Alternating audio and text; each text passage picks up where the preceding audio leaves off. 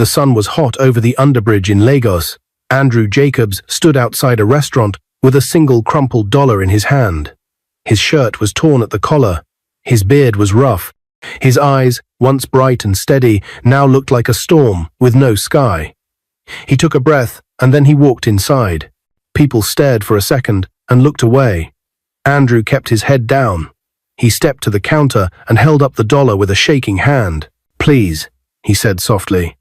"1 plate of jollof rice and water. Anything you can give." The waitress glanced at the dollar, then at his face.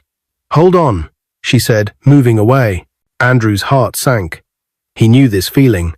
Being seen and then being passed like he was nothing. He dropped his eyes to his cracked shoes and waited. A clock on the wall ticked like a loud reminder that time belonged to other people. On the far side of the room, a woman closed her laptop and watched him. She wore a navy blue suit with soft gold earrings that caught the light. Her hair was pulled back neatly. She looked calm, too calm for a place that buzzed with noise. Her name was Benita Anderson, but no one in the restaurant said it out loud. They just whispered, "Is that?" and snapped their eyes away. Benita lifted her hand and signaled to the waitress. She leaned close and spoke in a gentle voice. "Give him jollof rice, add chicken, and a bottle of water. Put it on my bill." The waitress nodded and hurried to the kitchen. Andrew stood alone by the counter, feeling smaller by the second. He pressed the dollar into his palm until it hurt. "Why did I come?" he thought. "Why pretend a dollar could save me?"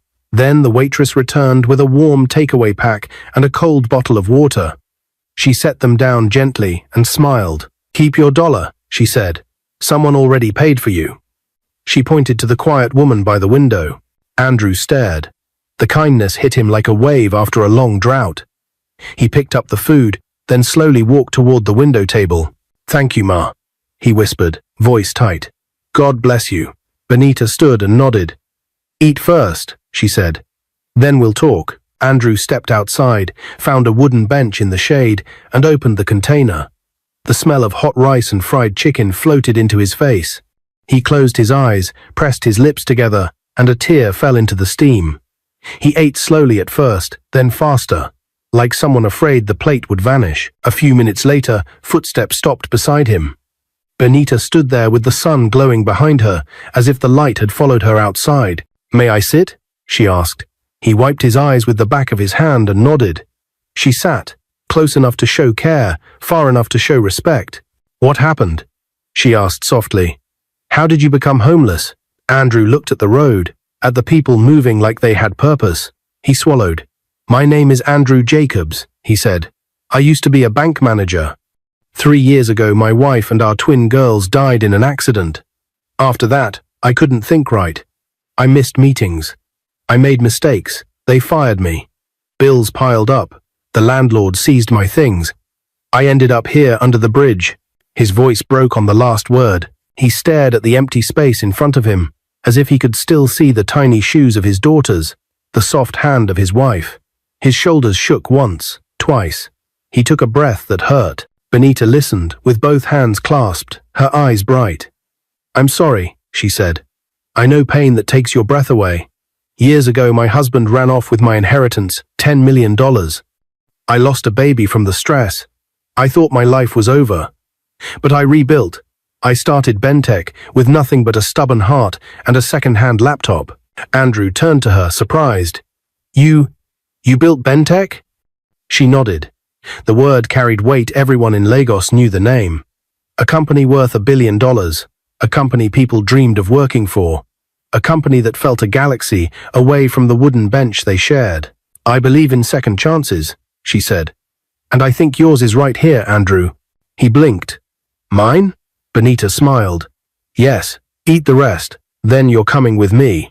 Andrew looked down at his torn shirt, at his rough hands, at the glint of oil on his fingers. Shame crawled up his neck. "I can't sit in your car like this," he said. "I'll mess it up." "Cars can be cleaned," Benita said gently. "People take longer. Let's start." For a moment, the city felt quiet. Even the horns and shouts seemed far away. Andrew saw a picture in his mind, water on his face, a blade cutting away the old beard, new clothes that didn't smell like rain and dust. But then another picture crashed into it. A hospital hallway, a crying nurse, two small bodies covered with white sheets. His hands trembled. "What if I can't change?" he asked. "What if I fail again?" Benita turned to him, her eyes clear. "You will fall sometimes," she said, "but you won't stay down. Not this time, not with me beside you." He stared at her. He wanted to believe her more than he had ever wanted anything. He nodded once, then again, as if teaching his neck a new language called hope. Benita rose and held out her hand.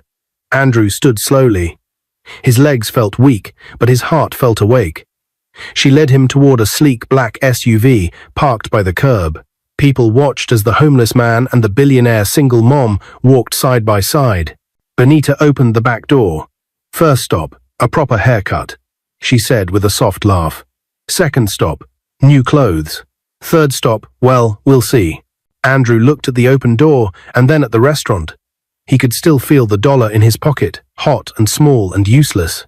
He reached for it, held it up to the light, and smiled for the first time in a very long time. "This," he said, "was supposed to buy me food." Benita tilted her head. "What is it now?" Andrew pressed the dollar flat and slid it into his shirt pocket like a medal. "A reminder," he said, "that the world didn't forget me." "Good," Benita said. "Now get in." Andrew placed one foot on the step, then froze. Across the street, a man in a faded cap lifted a phone and snapped a photo of them. Click. The man whispered to someone on a call and pointed at the SUV. Another man appeared near the corner, watching with sharp eyes. Benita noticed them too. Her smile thinned. "Andrew," she said carefully, "do you know those men?" He shook his head, heart racing. "No." The man in the cap started walking toward them, fast, phone still in hand. Benita's fingers tightened on the door. "Get in," she whispered. Andrew hesitated for one breath, and the man in the cap reached the curb, raised his phone toward Benita's face, and said, "Madam Anderson, my boss wants a word, right now." The air outside the restaurant shifted. What moments ago felt like hope now carried a new weight. Andrew froze halfway into the SUV, his stomach tightening. Benita stood steady beside him, her eyes locked on the stranger who had just spoken her name. "Madam Anderson, my boss wants a word, right now," the man repeated, his tone calm but heavy with authority. Andrew studied him quickly. Faded cap, sweat at his temple, phone gripped like it was more than just a phone. His heart pounded. Who was this man? Why was he watching us? Benita's lips pressed into a thin line. She knew the type men who hid their orders behind polite words but carried danger in their pockets. "Who is your boss?" she asked, her voice sharp, yet even. The man smirked. "He said you'd recognize the name. Chief Okafor." Andrew saw the color drain slightly from Benita's face. He didn't know the name, but her reaction told him enough. This wasn't good. She stepped in front of Andrew as if to shield him. "Tell your boss I don't take meetings on the street. If he has business with me, he knows where to send it." The man's smirk widened. "That's not how this works, madam. He says you've been ignoring him too long. Today, you listen." Andrew shifted uncomfortably, clutching the container of rice, still warm in his hands. He had just been given a spark of dignity, and now danger was closing in again. His instinct screamed, "Run, hide," but his feet wouldn't move. Another man appeared near the SUV, the one Andrew had noticed at the corner earlier. This one was bigger, his arms folded like iron bars. Together, they blocked the only easy path away. Benita exhaled slowly, calculating. Her mind ran through every option. She could argue, but that would draw attention. She could fight, but Andrew wasn't ready for that. She could flee, but the street was too crowded. So instead, she smiled an icy smile that didn't reach her eyes. "Gentlemen," she said, "I have a company to run, and a schedule tighter than your boss's patience. Move away from my car." The larger man stepped forward. "Or what?" Andrew's chest tightened. He had nothing, no power, no money, no strength. Yet something inside him broke loose. For too long, he had been silent, letting the world drag him from home to street, from manager to beggar. Not today, not while someone finally stood beside him. "Leave her alone," Andrew said, his voice shaking but loud enough to turn a few heads on the sidewalk. The man in the cap raised his eyebrows. "And who are you?" "Someone who won't let you touch her." Benita glanced at him quickly. His fists were clenched, his body trembling, but there was fire in his eyes. She hadn't expected him to speak up. That flicker of courage, raw and unpolished, made her heart stir. The larger man took another step forward, but before he could move closer, the restaurant door swung open. A tall waiter stormed out, holding a heavy tray like a weapon. "Hey," the waiter barked. "You people want trouble here? Move before I call the police." The men hesitated, scanning the small crowd that had begun to gather. Phones were rising, capturing the scene. Attention was dangerous in Lagos streets. The man in the cap lowered his phone slowly. "This isn't over, Madam Anderson," he warned. "My boss always gets what he wants." Then, with a nod, both men melted back into the flow of pedestrians, disappearing like smoke in a breeze. The crowd mumbled, then drifted away. The waiter gave Benita a small nod and went back inside. Andrew's body sagged with relief, but fear still prickled his skin. "Who was that?" he asked. Benita didn't answer right away. She opened the SUV door and motioned for him to get in. "We'll talk later," she said firmly. "Not here." He slid into the seat, clutching his dollar and his half-eaten meal. As the SUV pulled away from the curb, Andrew stared out the window, his mind racing. This world he had just stepped into, the world of billionaires and power, was not the one he remembered. It had shadows, and those shadows wanted something from Benita. She drove silently for a while, her fingers tight on the wheel. Finally, she spoke. "Chief Okafor. He's an old business rival. He's been trying to buy a share of Bentech for years. I refused. He doesn't like hearing no." Andrew nodded slowly. "And now he's sending people after you?" Her jaw tightened. "Yes, but I won't let him control my life." Andrew studied her profile, the strength in her posture, the fire in her words. For a moment, he forgot his own brokenness. She was a woman fighting storms too, storms far larger than he understood. The SUV turned into a quieter street, lined with barbershops and clothing stores. Benita parked, stepped out, and looked at him. "Come on, it's time for your new start." Inside the barbershop, Andrew sat nervously in the chair. As the razor buzzed, tufts of rough hair fell to the floor. His reflection slowly changed. With each pass, he felt a little less like the man under the bridge and a little more like the man he used to be, the manager, the husband, the father. When the barber finished, Andrew barely recognized himself. Clean-shaven, his eyes looked brighter, sharper. He touched his face in disbelief. Benita smiled softly. "See, the world hasn't forgotten you, Andrew. You just needed a reminder." But as she paid the barber and guided him toward the clothing store next door, Andrew's heart still beat with unease. The memory of the two men lingered, their warning echoing like a drum. This isn't over. He glanced at Benita as they stepped into the shop. She looked calm, even cheerful, but Andrew wondered, was he stepping into a new life, or into the middle of a war he didn't yet understand? Either way, there was no turning back. Andrew stood in front of the full-length mirror inside the clothing store, his heart pounding like a drum. For years, he had seen nothing but a broken reflection in dirty windows and muddy puddles. Now, with the barber's work fresh on his face and a brand new navy blue suit fitted on his shoulders, he looked like a different man. He touched the lapel with trembling fingers. "Is this really me?" Benita leaned against the counter, arms crossed, watching him with a smile. "You look like someone ready to take the world back," she said softly. Andrew's throat tightened. He wanted to thank her, but the words tangled in his chest. Instead, he looked at the shopkeeper, who was nodding in approval. "This one fits him well, madam," the shopkeeper said. "Sharp man." Benita paid without hesitation. Andrew tried to protest, pulling the worn dollar from his pocket. "Please," he said. "Let me give this, at least." Benita reached out and closed his hand gently over the crumpled note. "Not this time. Keep it. One day, you'll use it to remind yourself how far you've come." Her eyes locked on his, firm and steady, as though she believed in him more than he believed in himself. Outside, the Lagos sun was beginning to tilt toward evening, painting the streets in orange and gold. Benita's black SUV gleamed at the curb, attracting glances from passers-by. Andrew slid into the seat, still dazed. "Where are we going now?" he asked. "Home," Benita replied simply. Andrew stiffened. "Home?" "Yes," she said with a calm smile. "Banana Island?" The words hit him like a lightning bolt. Banana Island, the most expensive neighborhood in Lagos. a place of glass mansions and private security. He had once driven past those gates with his family, joking with his little girls that one day they would live there. Now he was headed there in the back seat of a billionaire's car, wearing clothes that still smelled of new fabric. The SUV glided through traffic, leaving behind the noise and chaos of the mainland. Soon the streets widened, lined with palm trees and high walls. Security checkpoints passed without question. The guards knew Benita's car well. When the gates of her mansion opened, Andrew's breath caught. The house stood tall and modern, walls of glass catching the fading light. A wide fountain sparkled in front, and the garden stretched like a green carpet. "Come," Benita said, stepping out gracefully.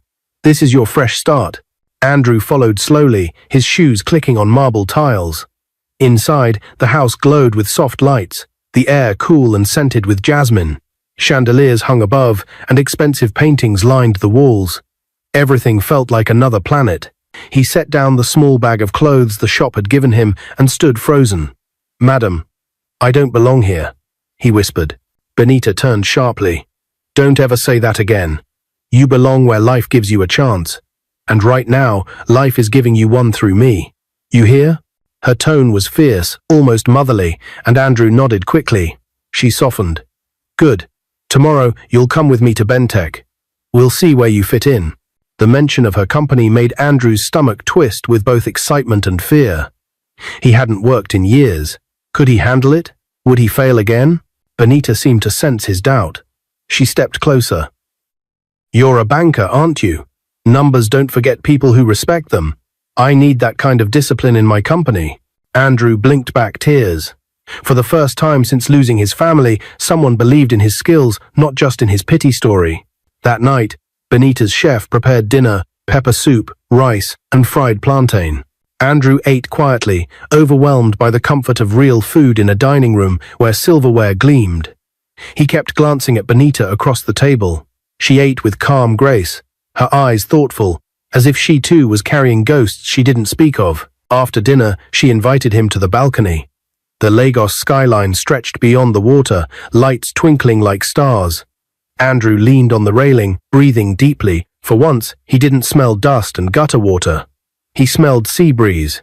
Benita stood beside him, her voice low. "Do you know why I stopped today? Why I told the waitress to give you food?"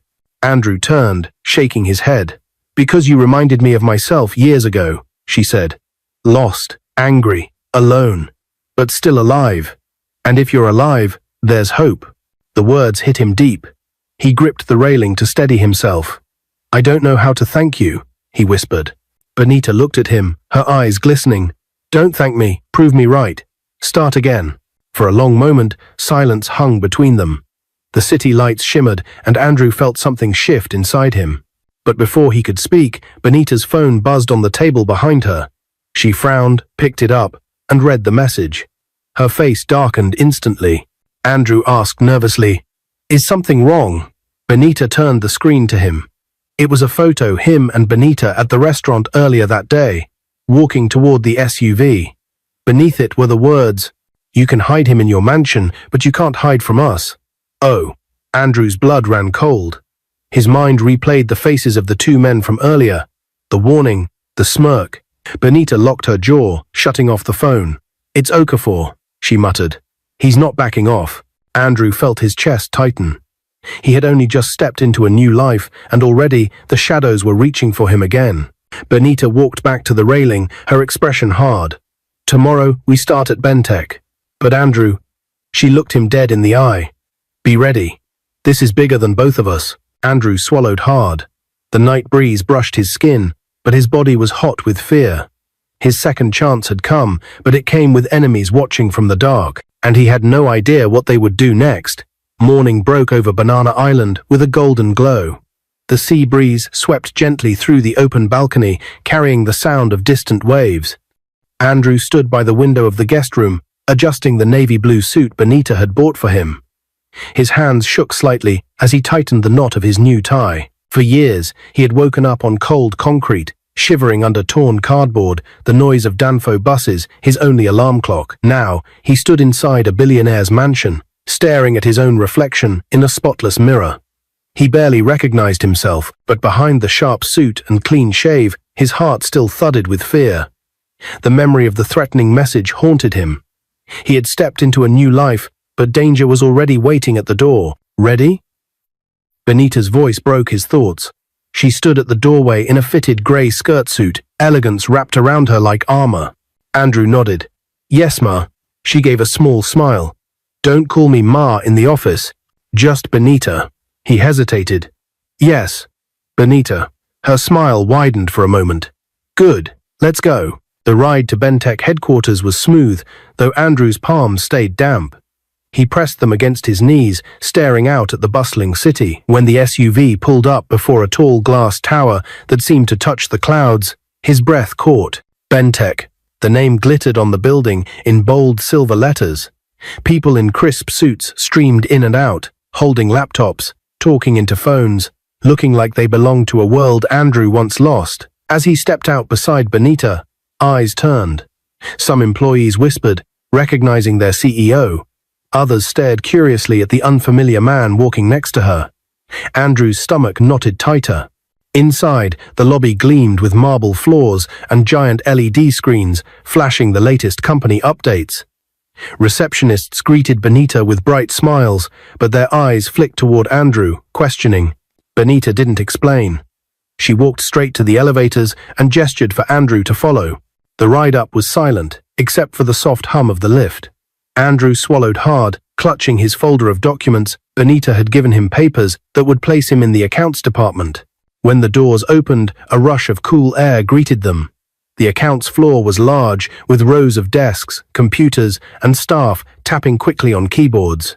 Heads lifted when Benita stepped in, and whispers spread like fire. She walked confidently to the center. "Good morning, everyone," she said. A chorus replied, "Good morning, Ma. This is Mr. Andrew Jacobs," she continued. "He will be working with the accounts team from today. Treat him with the same respect you give to anyone here. He brings years of banking experience, and I expect you to learn from him as much as he learns from you."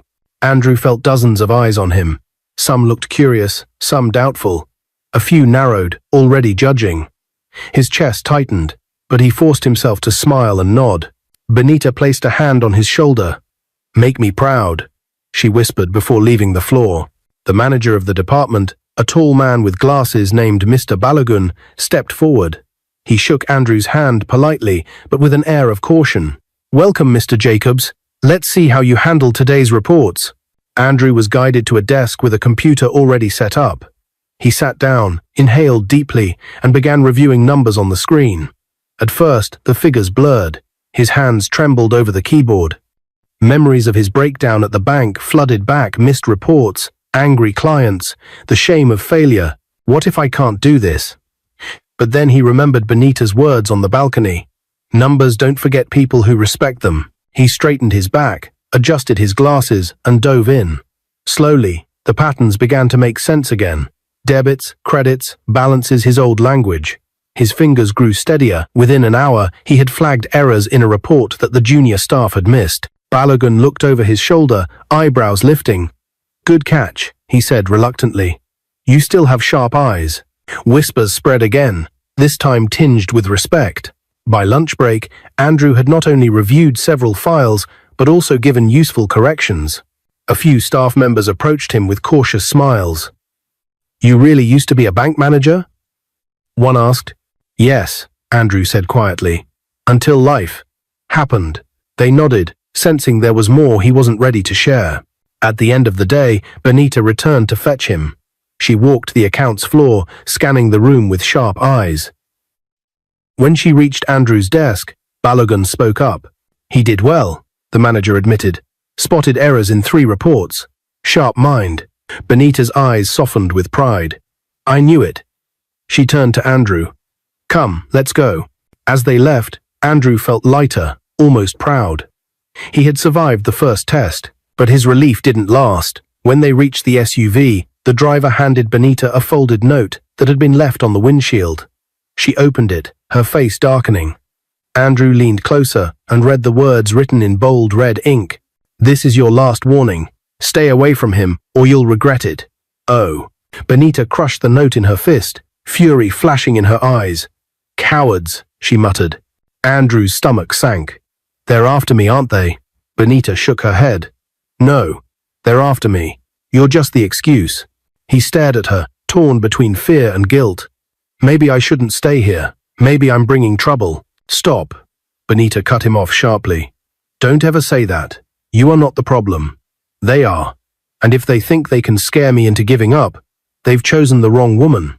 Her voice was fire, but Andrew could see the storm in her eyes. As the SUV rolled out of the parking lot, Andrew clutched the dollar in his pocket again, his chest heavy. He had found a second chance, but now it was tangled in a battle far larger than him. And deep inside, he knew the war with Chief Okafor had only just begun. The weeks that followed were a storm of challenges and breakthroughs. Andrew settled into his role at Bentech, surprising everyone with his sharp mind and steady hand.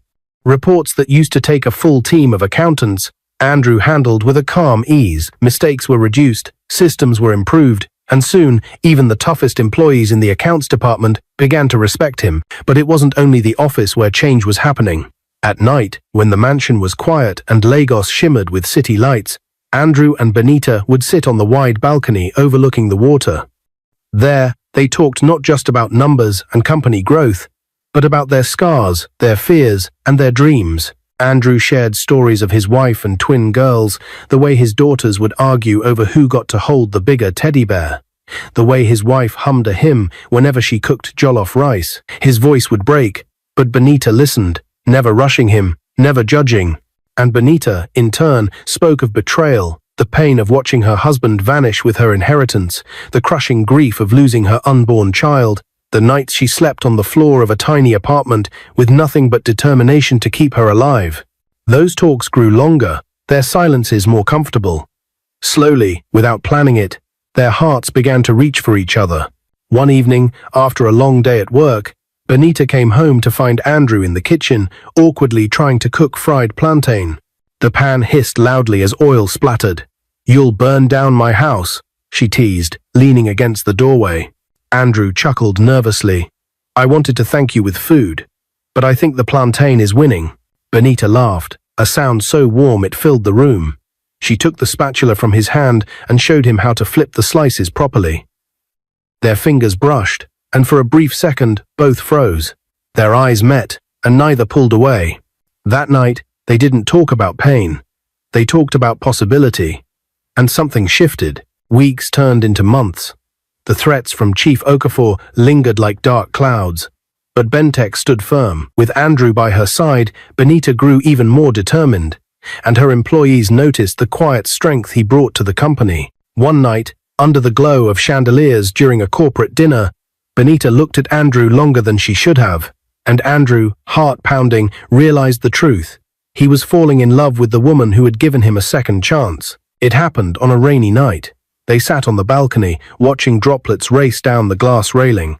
Andrew had hidden something in his pocket for days, a small diamond ring he had saved up for secretly. He had wanted to propose, but fear held him back. Benita broke the silence first. "Andrew," she said softly, "do you ever think about starting over? Not just with work, but with life? With love?" Andrew's chest tightened. His hand slipped into his pocket, gripping the ring. He turned to her, his voice trembling. "Benita, But she cut him off with a nervous laugh. "Because if I'm honest, I've been thinking about us. About you." Andrew's heart thundered. His hand shook as he pulled out the ring, dropped to one knee on the balcony floor, and looked up at her with eyes filled with hope and fear. "Benita Anderson," he said, his voice breaking. "You picked me up when the world had thrown me away. You saw me when I didn't see myself. Will you marry me?" Tears spilled from Benita's eyes as she clasped her hands over her mouth. For a long, trembling moment, she couldn't speak. Then she knelt down beside him, tears running freely. "Yes, Andrew. Yes." The rain outside seemed to dance harder, as though the sky itself was celebrating. 2 months later, Lagos stood still for their wedding. The event center glittered with gold decorations, and business moguls, celebrities, and top government officials filled the hall. Cameras flashed, choirs sang, and the scent of roses filled the air. Benita walked down the aisle in a gown that shimmered like starlight. Andrew, in a tailored navy blue suit, waited at the altar, his eyes never leaving hers. When the pastor declared them husband and wife, Andrew held the microphone. His voice shook as he spoke. "Today, I am not just marrying a woman. I am marrying the person who gave me a second chance when I thought my story was over. A few years ago, I stood at a restaurant with nothing but $1 in my hand, begging for food. She fed me, clothed me, gave me work, and believed in me when no one else would. And now, she is my wife. That is what kindness can do." The hall fell silent, many wiping tears. Benita held him tightly, her makeup running from her tears, whispering, "I love you." Married life was not without trials. Doctors told them that having children might not be possible. For years, they tried and failed. Benita cried in Andrew's arms many nights, whispering, "Maybe this is the price for my past." But Andrew always kissed her forehead and said, "No, our story isn't finished yet." And he was right.